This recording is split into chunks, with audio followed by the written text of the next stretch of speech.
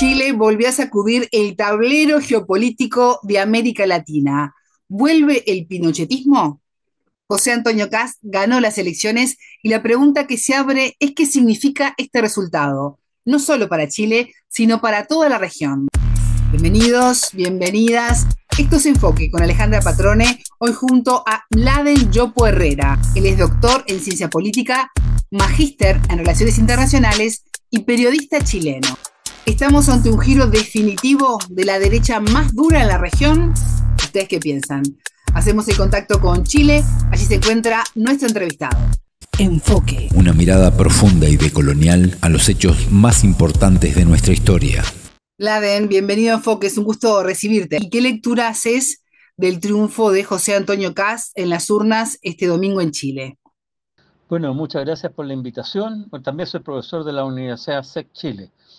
Mira, con respecto a la primera pregunta, yo diría que esta es una derrota para las fuerzas de izquierda y centroizquierda y fuerzas progresistas.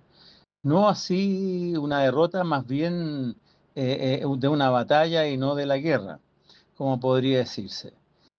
Fundamentalmente porque de hecho es un triunfo importante del candidato de extrema derecha. Sacó alrededor del 60% de los votos versus un 40%, un poco más, de la candidata que representaba las fuerzas desde centro hasta la izquierda. Eso tiene muchas lecturas en general.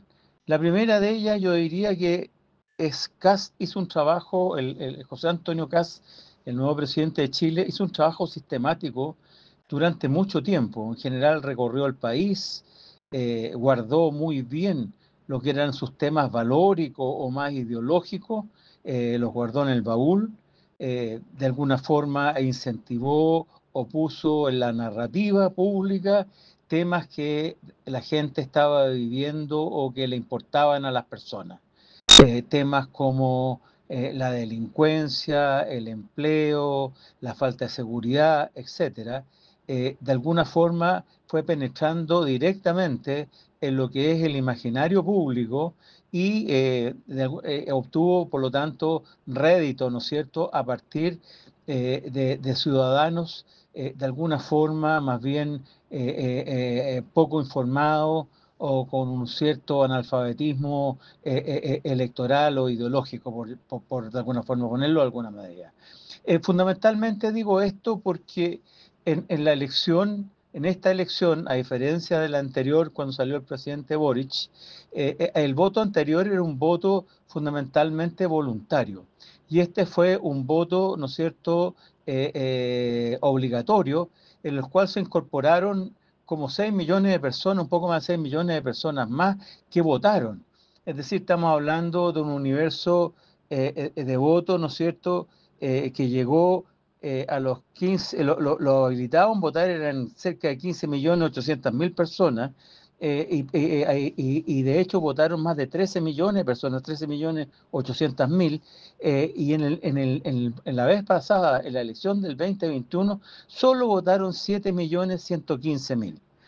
Y eso generó, ¿no es cierto?, una situación de alguna forma que se integró gente que no pertenecía, ¿no es cierto?, al ámbito de la política cotidiana, sino más bien eran ciudadanos, digamos, que vivían en los contornos, ¿no es cierto?, de la política y por lo tanto vivían un poco la realidad.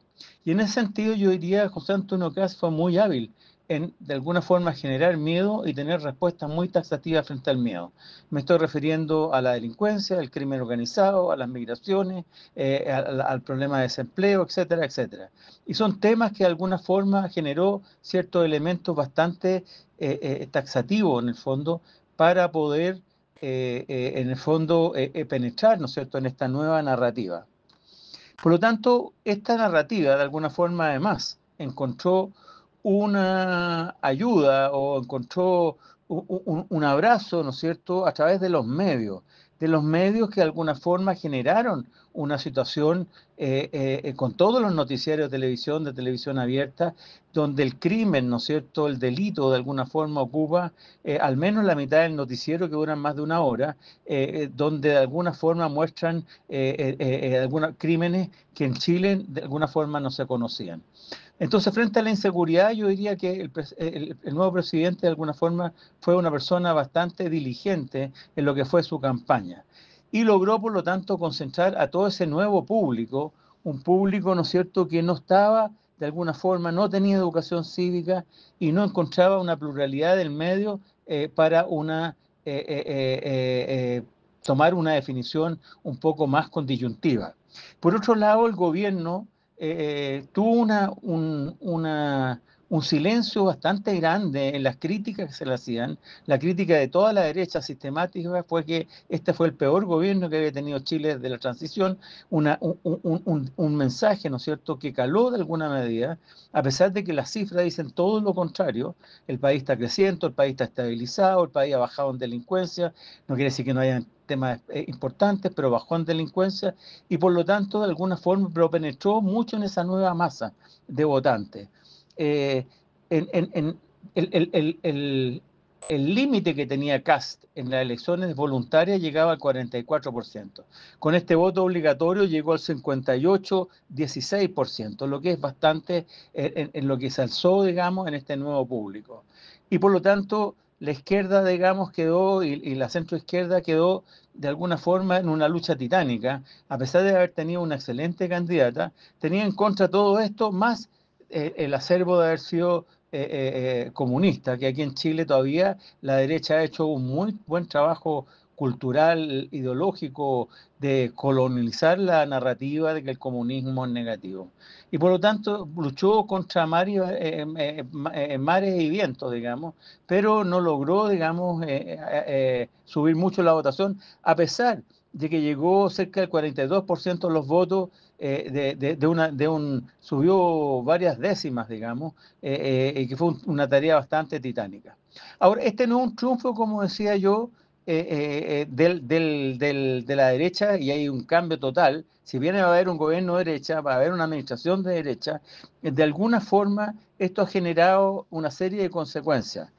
Por un lado, yo diría que a la izquierda, y sobre todo a la izquierda democrática y a la izquierda, la obligan a tener un proyecto político, un proyecto que de alguna forma lo saque de su política palaciega, los saque de la política en el Parlamento y los vuelva un poco a interpretar esta nueva realidad nacional, esta realidad con esta masa de votantes nuevos, esta realidad que de alguna forma tiene menos educación cívica, está menos politizada en términos de partidos políticos, digamos, o de las tendencias ideológicas, y de alguna forma se deja más llevar por sensaciones y por necesidades más próximas. Les va a olvidar, digamos, los va a obligar a entrar en un proyecto nuevo, digamos, y que de alguna forma ya cuenta con una base. En ese sentido, Janet Jara logró mantener un cierto apoyo popular y esto va a obligar, digamos, una movilización de los partidos desde una perspectiva distinta. Laden, ¿y qué sectores sociales y territoriales fueron claves para este triunfo de Cast? Bueno, territorialmente en general Kast ganó en todas las regiones. No hubo ninguna región en que no ganó Kast, lo que es un triunfo de la derecha enorme en esa perspectiva. Ganó en la mayoría de las comunas.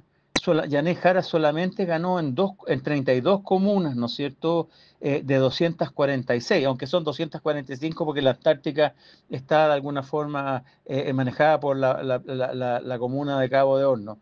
Pero de las 345 solamente ganó 32 comunas Yané Jara. Por lo tanto, el trabajo de alguna forma que hizo CAS fue a lo largo de todo el país. Y no solamente en eso, tuvo un gran arraigo de sectores populares, por ejemplo, y no solamente gente del barrio alto o lo que se llama acá los barrios de la gente de ABC1, ¿no es cierto?, que de alguna forma siempre ha votado por la derecha, que son los sectores más acomodados y con mayores niveles, digamos, de beneficio de los bienes que genera el país. Yo creo que en el fondo, en ese sentido, ahí hay que hacer una seria reflexión.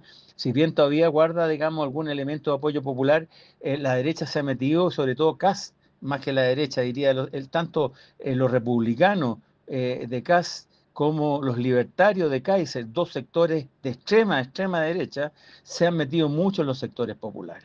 ¿Y cómo cambia la política exterior de Chile con este resultado?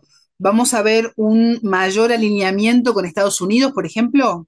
Yo tengo la impresión de que sí. De hecho, ya visitó a Javier Milei un hombre el libertario, que llaman el libertario, pero de extrema derecha, que ha tomado contacto con el presidente Trump y otros presidentes de América Latina que han sido presidentes fundamentalmente, que son presidentes de derecha. Yo tengo la impresión de que Chile va a tratar de alinearse un poco más con ciertas políticas, ¿no es cierto?, de Estados Unidos y con la nueva estrategia de seguridad de Estados Unidos, fundamentalmente en términos de la lucha contra los sectores de izquierda, llamados de izquierda, aunque no son de izquierda, lo que es fundamentalmente Maduro, Ortega y otros más, digamos, y el caso de Cuba específicamente, y que de alguna medida va a tratar de alinearse ahí. Ahora Chile tiene una tradición de política exterior que es una política de Estado. Yo no sé si le irá a respetar, pero por lo menos yo creo que los sectores, a partir de que no hay mayoría en el Congreso de la derecha, de alguna forma va a tener que entrar en una negociación al respecto.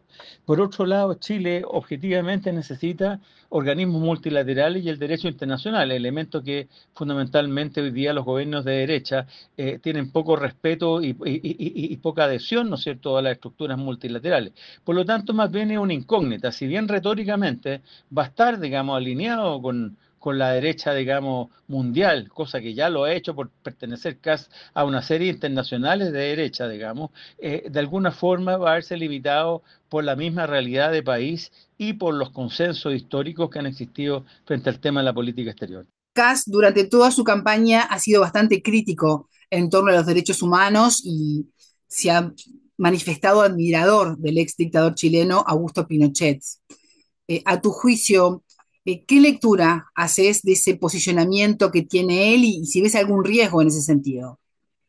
El tema de derechos humanos, evidentemente Kass es una persona que no tiene miramiento, de alguna forma fue muy cercano al régimen de Pinochet y él considera de alguna forma que se ha hecho, ha sido negativa la justicia, digamos, en condenar a una serie de violadores de derechos humanos. Ha dicho que por razones humanitarias dejaría en libertad, digamos, algunos de los principales criminales carniceros que han existido y que por problemas humanitarios. Sin embargo, no creo que lo pueda hacer porque en general hoy día en el tema de los derechos humanos ahí yo diría que más allá de las concepciones que manejan los dos candidatos o dos candidatos y medio, diría, de la derecha, entre Kass, Kaiser y algo Evelyn Matei, no hay un consenso fuerte en la derecha, digamos, sobre el tema de libertad de los violadores. Ahora sí van a limitar, ¿no es cierto?, organismos de derechos humanos, fundamentalmente lo que es la Comisión de Derechos Humanos, van a tratar de limitarla, van a tratar de darle un sentido un poco más funcional a los intereses del gobierno, fundamentalmente mirando de lo que pueden ser futuras protestas nacionales y la intervención de fuerzas militares o fuerzas de carabineros, digamos, o de la policía, carabineros la policía chilena, la policía uniformada, y por lo tanto, de alguna forma, para tener una defensa mayor de la represión. Para que no sean acusados de violación de los derechos humanos y de crímenes, digamos, importantes. Yo creo que por ahí va a venir un poco la mano en el tema de los derechos humanos. ¿Para qué decir también una limitación en lo que son los derechos de las minorías, derechos de los pueblos? Es decir, todo lo que tenga que ver con derechos, digamos, inclusivos, fuera, digamos, de ciertas normas prescritas, digamos, básicas, van a estar de alguna forma minimizados. ¿Consideras que podría haber una mayor militarización en el conflicto con el pueblo mapuche? Con respecto al pueblo mapuche, evidentemente va a haber una mayor confrontación, no con el pueblo en general, sino fundamentalmente con ciertas organizaciones que son consideradas organizaciones extremas. Y en esa perspectiva yo creo que va a intentar una mayor militarización de la zona para tener un control mayor, cosa que no han podido hacerlo a pesar de los militares que existen, el refuerzo de las fuerzas policiales que también ha existido, de las leyes que se han implementado, de los fiscales especiales que hay. Porque es un tema, digamos, que de alguna forma trasciende esta lógica, digamos, de confrontación directa. Es una lógica más bien donde hay una mixtura, ¿no es cierto?, hoy día en el caso mapuche, de reivindicaciones, ¿no es cierto?, de la nación mapuche, unido a ciertos actos criminales y delictuales que hay de por medio, como el robo de madera y otro tipo de negociados que hay ahí, que no tienen que ver directamente con los mapuches, pero que están de alguna forma mezclados en lo que es el tema del sur. Ahora, el otro gran oponente que va a tener frente a esto van a ser las propias fuerzas militares, que se han opuesto, digamos, a mandar más contingentes por distintos motivos, por motivos económicos, digamos, fundamentalmente, por motivos de capacidad operacional y por motivos también fundamentalmente de desprestigio, fundamentalmente por el tema de los derechos humanos. Ellos han tenido una actitud relativamente reacia, digamos, a actuar en este tipo de situaciones. Lo mismo que frente al tema de las protestas. Y ante este nuevo gobierno, ¿cómo puede llegar a reaccionar el movimiento social y estudiantil? Bueno, de alguna forma, tal como lo dijo, digamos, en su discurso, ¿no es cierto? Eh, la derecha fue un discurso muy conservador en su discurso de triunfo, Kast, y de alguna forma lo que reveló fueron sus valores más profundos, la patria y Dios, el orden, la disciplina y ese tipo de cosas. Situaciones que de alguna forma no concuerdan, ¿no es cierto?, con ciertos conceptos que se manejan en los movimientos sociales que hoy día están bastante desmedrados.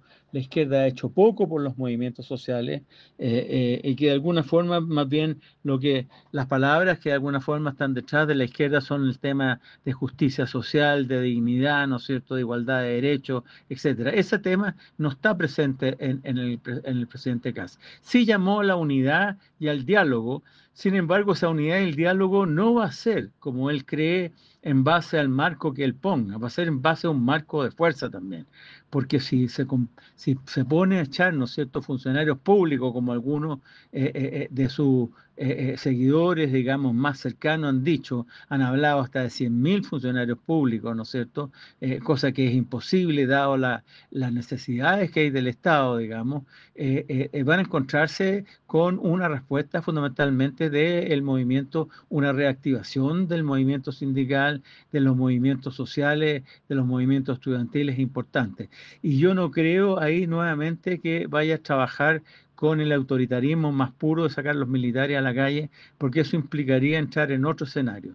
Chile igual, a pesar de todo, sigue manteniendo un encuadre democrático, es decir, sea de ultraderecha o sea un presidente de izquierda, como el caso Boric, siguen actuando sobre los marcos democráticos. Eso está muy establecido en el ADN y en la cultura estratégica de este último tiempo, y que de alguna forma no creo que se vaya a salir de ahí.